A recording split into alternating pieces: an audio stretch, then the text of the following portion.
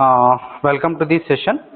In the previous session, we have gone through what you mean by the JDBC, what you mean by the different types of interfaces involved in that, what are the different classes required, what are the different methods required for the different purposes that we have gone through. Fine. So, we do have what you can say the statement interface. Fine. To execute these statements, we do have a different methods which comes under in the java.sql package. Fine. So then we do have java. What you can say the driver manager class, which will help us to what you can say to communicate and to load the driver, to register and deregistering the driver. The different type of information will be provided in case of your driver manager class. Fine. So then it comes the result set interface. So in that result set interface, after execution of the queries, after execution of the SQL queries, you are going to get the results, and that result will be what you can say stored in the form of the result sets. To access that result, we do have a different methods. We have gone through first, last, is last, boolean. Then the different type of methods which are available to access that results which have been stored after the execution of the SQL queries. Found. So here we do have we'll discuss in this session mainly the JDBC driver types. What are the different type of JDBC drivers available? Then what are the applications of it? Then what are the what you can say what you can say the applications, and as well as the how it is there in the sorry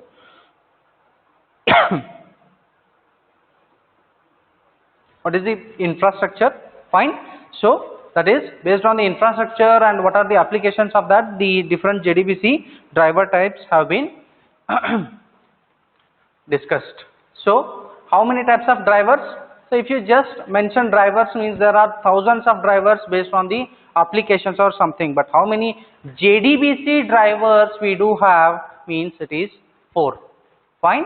So JDBC driver are called as totally broadly classified as 4 categories. The drivers means for every this thing you do require a drivers. Okay. So let it be for the sound. Okay, the different drivers will be there. For the visual or for the picture, there are different type of drivers. Whenever you are missing out some of the things they are going to tell you, okay, you please install this driver so that you can access that functioning of that product. So in that case, the drivers means what? So there are some patch up, there are some add-ons which will make you enable to access that particular functionality of that product. So in that case, there are different type of drivers available in the market. Thousands of drivers are available in the market. Fine. So which does some different functionalities, some requirements of that particular purpose. But here the JDBC drivers, which are getting divided into the 4 types broadly. First one is based on the architecture, you can say it as the different architecture will be different for the different type of drivers. Fine. And based on the purpose, you can say it as the purpose is how it is going to serve the purpose. Then based on the architecture, the JDBC has drivers have been broadly classified into the 4 types. Okay, the JDBC driver types, JDBC driver types. So formally the first one will be called as the type 1 driver, second one type 2 driver, third one is type 3 driver, and type 4 driver. See, whenever there are what you can say the different type of architecture and the purposes have been involved, so there are some disadvantages, there are some advantages based on the different architecture and purpose to be used for that. So type 1, what you can say, some advancement has been implemented in the type 2, and the next advancement to these two will be implemented in the type 3 driver. Then some advancement in the type 4, some applications compared to these will be implemented in type 4, and that is how it comes with the things.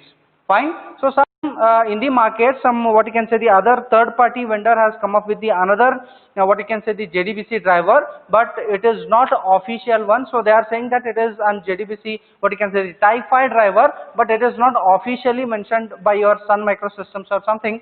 So officially only there are 4 types of JDBC drivers.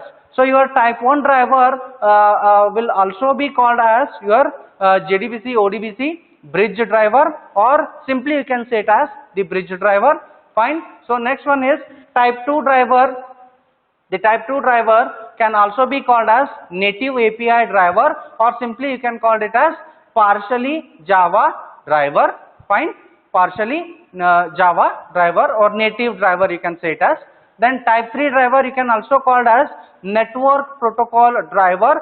So or you can also called as network driver or fully Java driver. Fine. So there are some what you can say some part of this second type, that is native API driver, have been built on Java. So and some part using some other what you can say the client this thing. So for that it is partially or partly Java driver. So this is purely developed on Java. So because of that they have mentioned fully Java driver. That is third one is network protocol driver. We will go to it.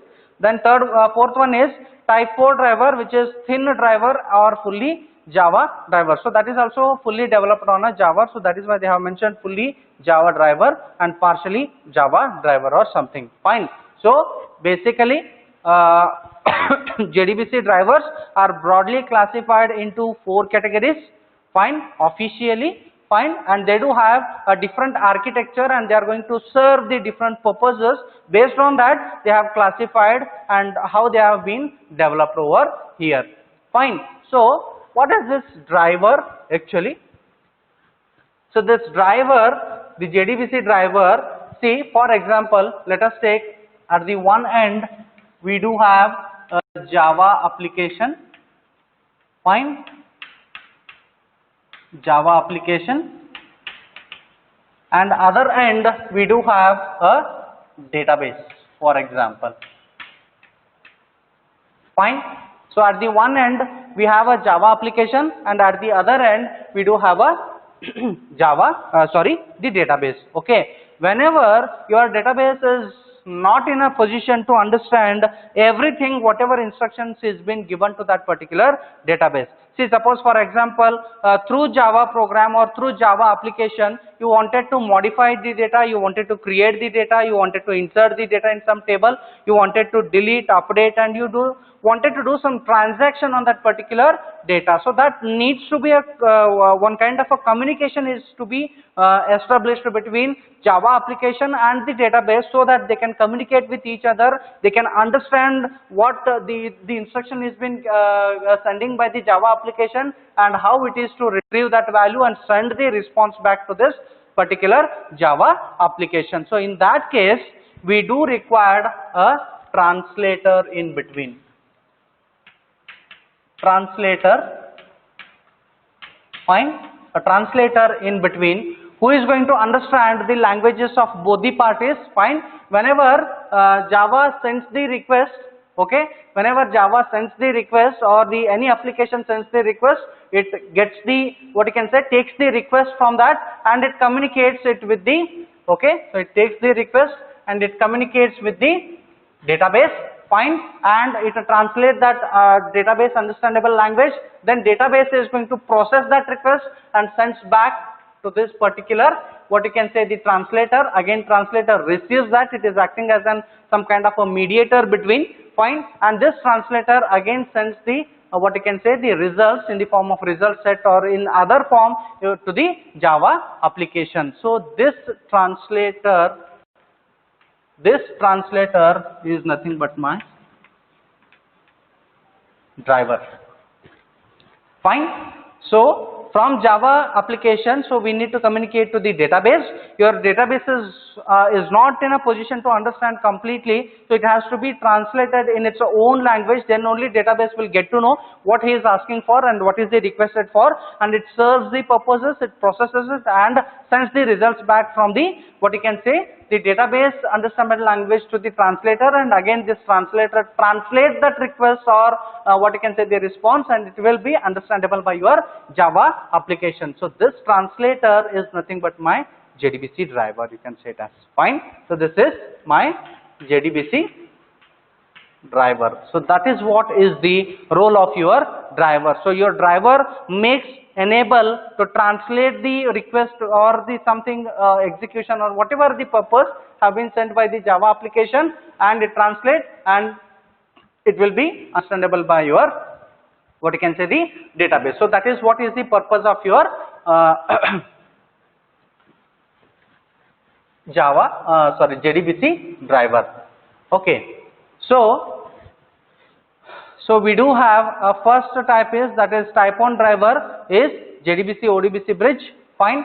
Then native API partly a driver. Fine. Then network protocol driver, thin driver. So we will go through the different type of applications. So now I think you might have understood what you mean by the driver basically. So then first driver we will discuss. What is that? JDBC ODBC bridge. So that ODBC is nothing but open database connectivity. JDBC, as we know, the Java database connectivity. JDBC ODBC bridge driver, or commonly you can say it as a bridge driver also. So that means it is an type 1 driver. So in this case you can analyze the same purpose, what the activities we are performing, it will be same. From the Java application I need to communicate it to the, what you can say, the database. Fine. So the Java application calls will be different, as we know, it will be in the different format, and SQL or any other type of a database understandable language, it will be different. So in that case we need to translate that call into the Java calls or the Java application calls into the database understandable language. Then it will be in a position to understand that particular, what you can say, the call. Fine. So now in case of your JDBC ODBC bridge, so here we do have a component ODBC, that is open database connectivity. Fine. ODBC. Fine.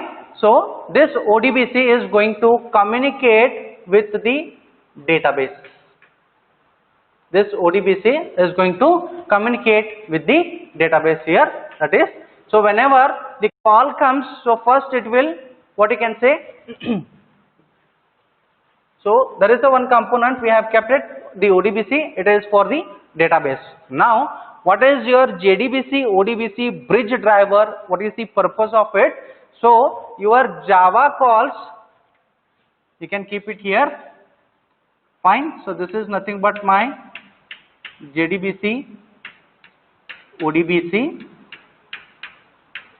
bridge driver. Fine. Bridge driver, JDBC ODBC bridge driver. So here my Java calls, my Java application calls need to be converted in the form of ODBC format or ODBC understandable language. Then ODBC will convert those calls into the database specific languages or in the database understandable format. Then again your database is going to communicate with the ODBC, and your ODBC needs to communicate with the JDBC ODBC bridge driver. Then from that driver your Java application will get the results. So you can understand here what is the role of this particular JDBC ODBC bridge is. So it converts the Java application or it converts the Java calls, fine, in the ODBC understandable languages. Then ODBC will collect those, what you can say, the request. Then it converts in the form of database understandable language. Again it will be in the what you can say, in the reverse format you are going to get the output. So this is nothing but our JDBC ODBC bridge driver. So JDBC ODBC bridge driver will be helpful for converting a Java application from, what you can say, ODBC calls, and then ODBC will get converted into the database specific language. So that is what is the architecture. This is what is the architecture, and how your what you can say, the calls will be getting converted into the different type of language specific this thing. So this is nothing but my JDBC ODBC bridge. So this is what is the basic architecture of your JDBC ODBC bridge driver. Okay, let us go through. Fine. So JDBC ODBC bridge driver uses the ODBC driver. Fine. So here we do have an ODBC driver. Internally, your JDBC ODBC bridge driver uses the ODBC driver to connect to the database. It is going to connect to the database. Then the JDBC ODBC bridge driver converts the JDBC method calls, or the Java application, you can say it as method calls, into the ODBC function, function calls, and now it is okay, that is the other part, and then it is getting converted into the database specific languages. There I have mentioned one statement saying that this is now discouraged because of the thin driver or something. So when we complete this all what you can say, the all types of drivers, then you will come to know what is the disadvantage of your JDBC ODBC bridge, because this is the very type 1, the older version of your JDBC ODBC bridge. Now the technology has been in the advanced form, so we are in the higher version of the JDBC bridge driver now. Fine. So this is the very first, what you can say, the type driver. So another statement, the Oracle does not support the JDBC ODBC bridge from Java 8. Fine. So after in the latest version of Java, it has been not included. Fine. Oracle recommends that you use the JDBC drivers provided by the vendor of your database instead of this JDBC ODBC bridge. What are the advantages of this? So basically, easy to use and can be easily connected to the any kind of a database.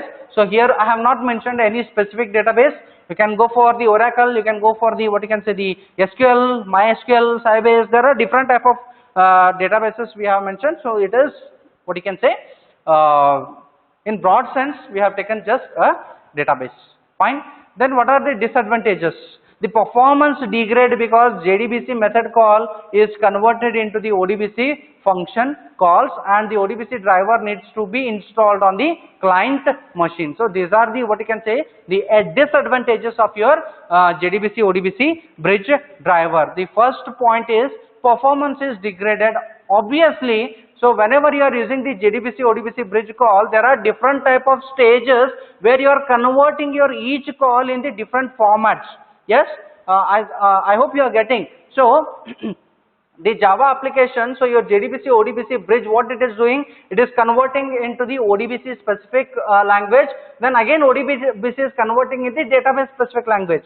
Again you are getting the results in the same format. So there is, what you can say, obviously the performance will be degraded because every call needs to be converted in the specific understandable language with respect to that purpose. Then next one is ODBC driver needs to be installed on the client machine. So this needs to be installed ODBC what you can say, the driver needs to be installed on every client machine. So wherever you are using this JDBC ODBC bridge driver. So this is what is the basic information or the information related to your JDBC ODBC bridge, and as well as the architecture, how it works.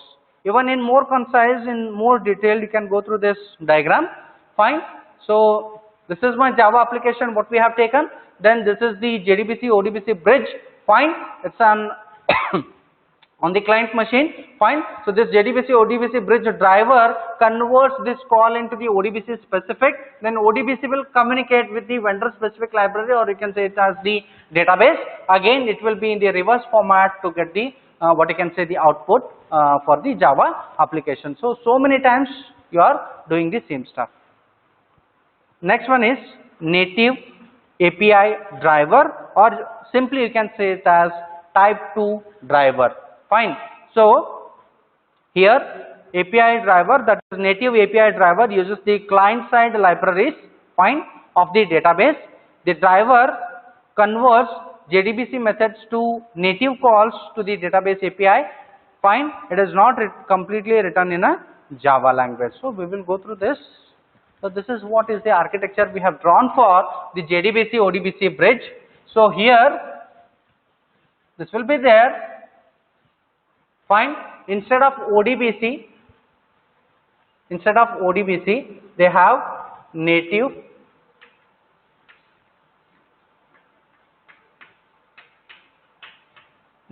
APIs,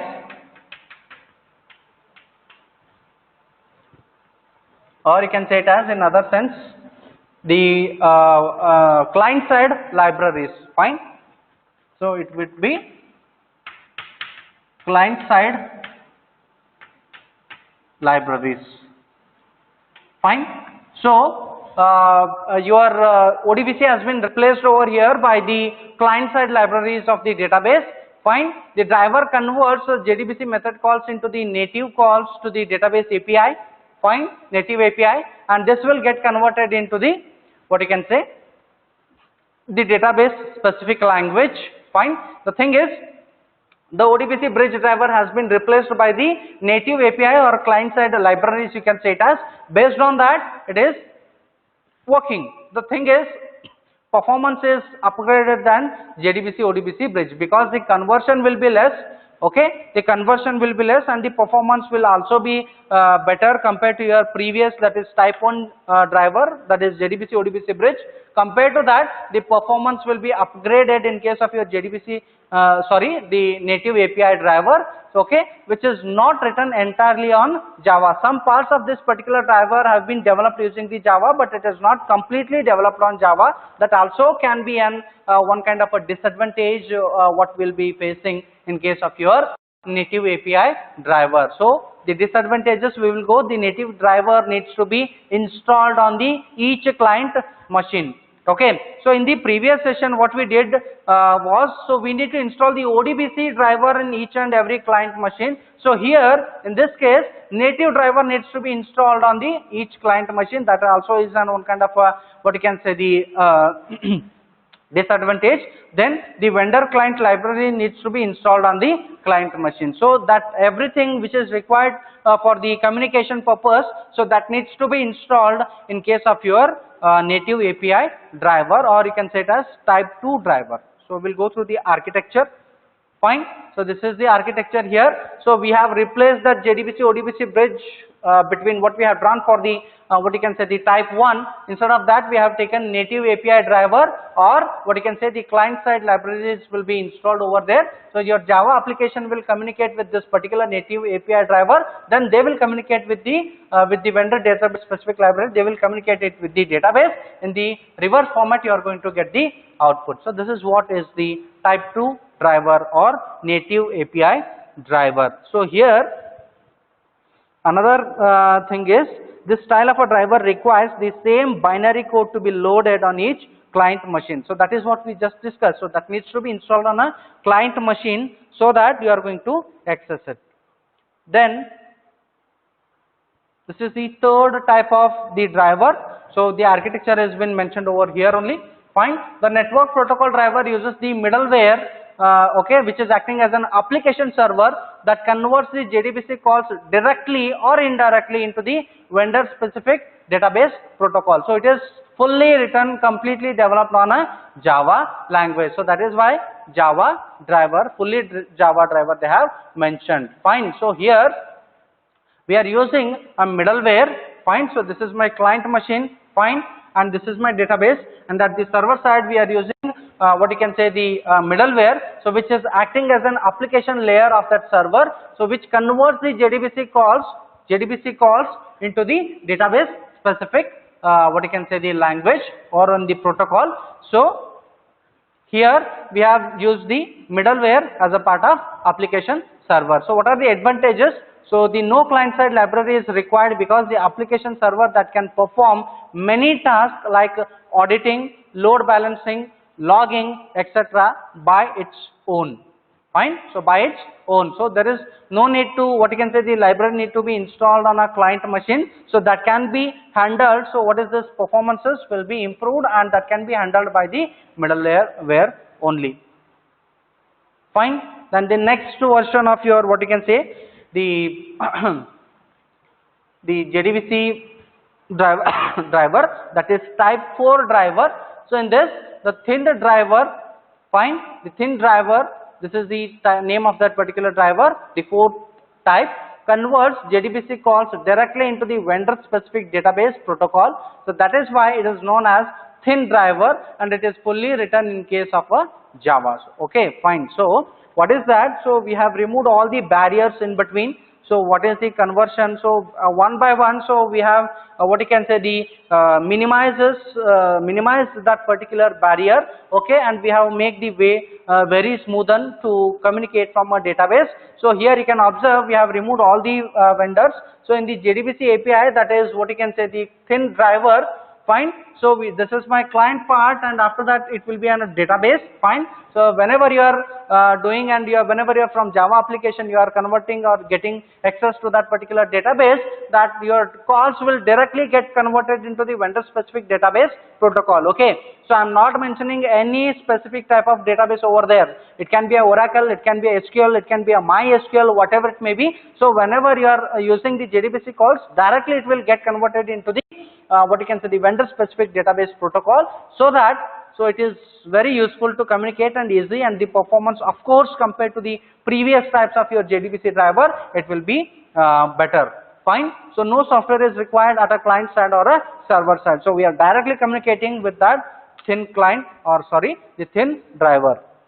So this is what is the 4th, what you can say, the type 4 driver, or else you can say it as thin driver type, fine. So this is what about your JDBC drivers. So which is the first one? So the first one is JDBC ODBC bridge driver, fine. We do have a 2 type component, so that ODBC is communicating with the database. The JDBC ODBC bridge driver that converts the Java calls into the ODBC specific, then ODBC will convert into the database specific. So this is, the performance will be degraded because of this version. There are lot many barriers in between for the communication purpose. Then it comes native API driver or partially Java driver, so which some part of the driver have been developed using the Java language, and instead of ODBC we are using the native API driver. The thing is that native API driver needs to be installed on a client machine, and because it is not fully developed on a Java, some applications of the Java language won't be supported by this. Then next comes the network protocol driver, the fully Java driver. So we have used the, what you can say, the removed that native API also. So you are directly communicating it with the this thing. Then 4th one and the last one is thin driver or fully Java driver. So here we have removed all the barriers. So you are directly, you can say it as your call, JDBC calls will directly get converted into the vendor specific database protocol, so that you can communicate, and easily the performance will be upgraded, fine. So this is next one topic is mapping. What is this mapping is for, fine. As we know, we need to convert the calls from the Java calls. So here we are talking about JDBC, so that is why it is and Java specific, and we have taken a Java application over here. But sometimes whenever you are talking to your database with the different type of languages or something, the different drivers will be involved in that. So whenever you are what you can say, the converting, or whenever you are requesting from one particular language or specific format to the other, what you can say, the specific format of the other language, first you need to convert that in that format, then it will be easy for you to communicate with each other. So this is what is the main role of your mapping, fine. What is that? Mapping relational data on to the Java objects, what it is, fine.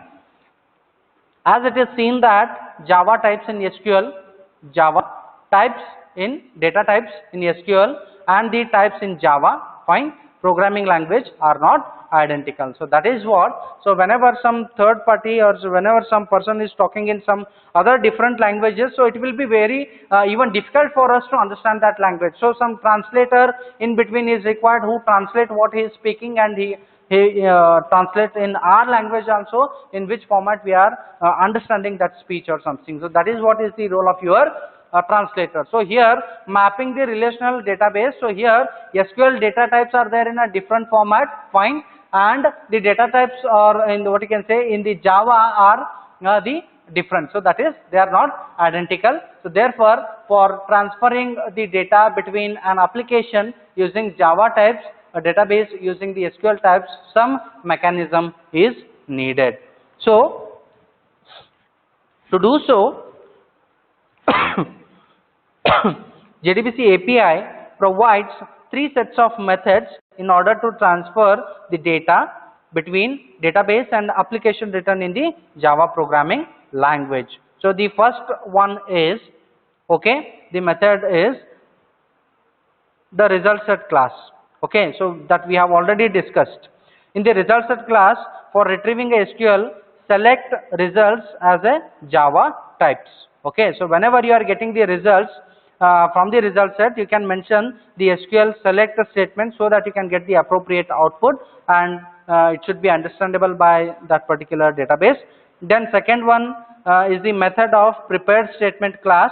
So for sending the Java types as an SQL statement parameter. So that is what we do have, what you can say, the statement interface, or in the prepared statement interface, what we will do, so directly we are not going to the, what you can say, the convert it from the what you can say, the Java language to the SQL or any type of a database specific languages.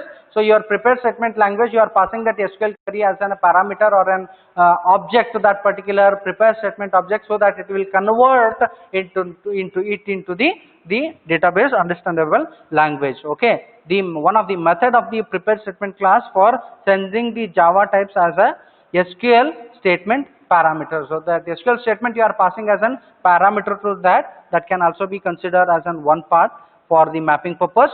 Then third one is the callable statement class for retrieving SQL out parameters as Java types. Okay, and another thing is, one is the results that we have discussed, through that you are going to get the output in the form of results. Then second one is execution of your SQL statement using the prepared call statement or any kind of this thing, so that you are going to select the value, and in that format you are going to execute your SQL queries and you are going to get the output in that format.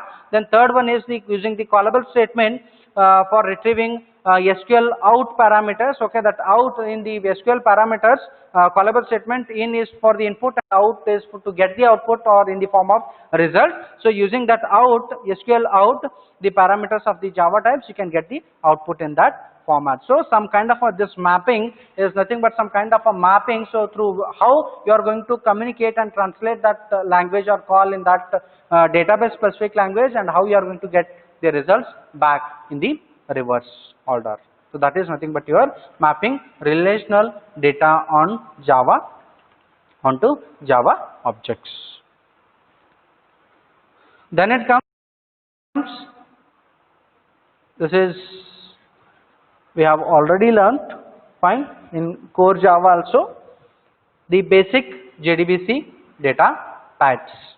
Fine, the basic JDBC data types, we do have lot many, what you can say, the different data types available in the JDBC, and there are some advancement in the data types of your JDBC that also can be categorized as advanced data types in your JDBC. So this is the basic what you have already learned.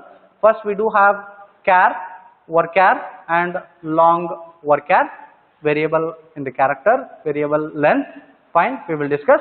Then binary, var binary and long var binary, fine.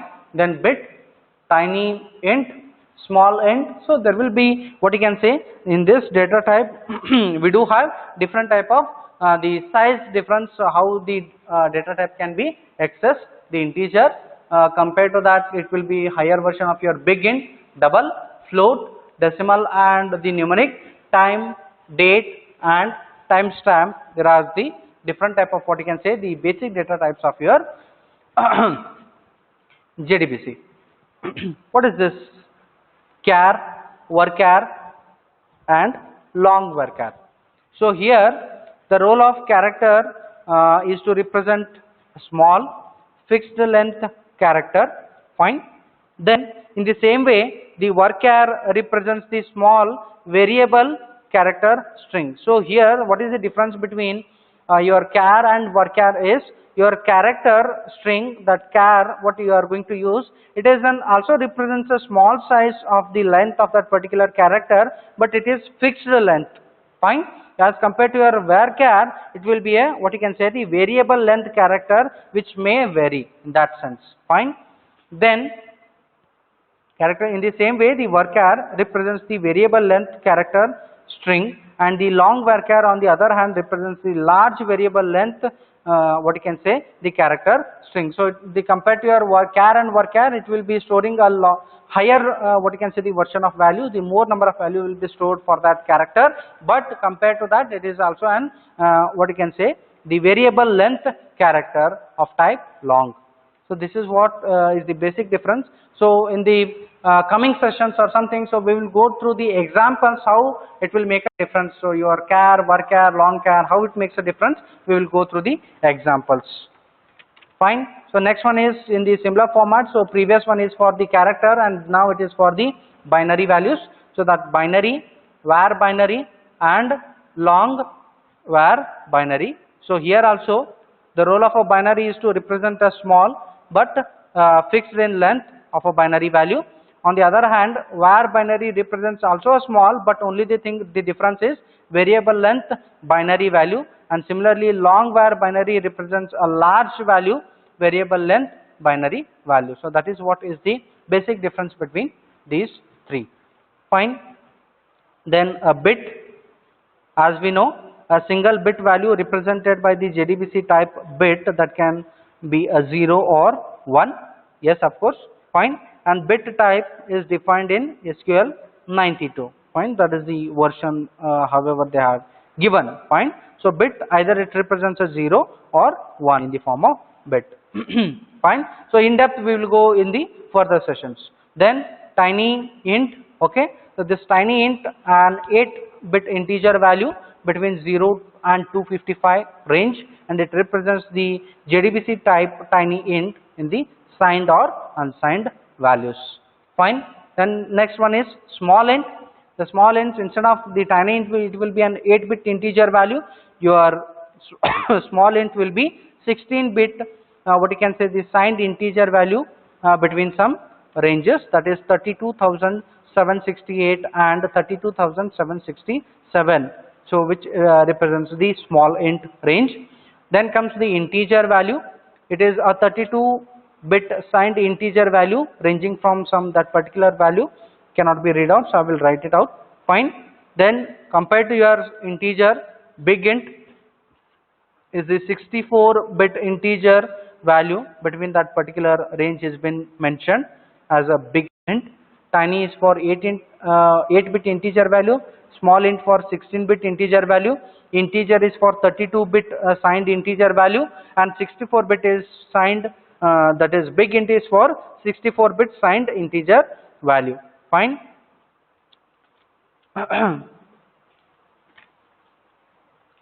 Then it comes double. Fine. The double precision value. So before that we do have a real as an another what you can say the basic data type, so which represents the single precision floating point number that supports 7 digits of a Montesa. Fine. Then it comes with the double. Obviously we know that the double precision value floating point number, it represents the JDBC type double. Fine. Then comes the float. Float is a JDBC type basically equivalent to the JDBC type double, so it is in that format. Fine.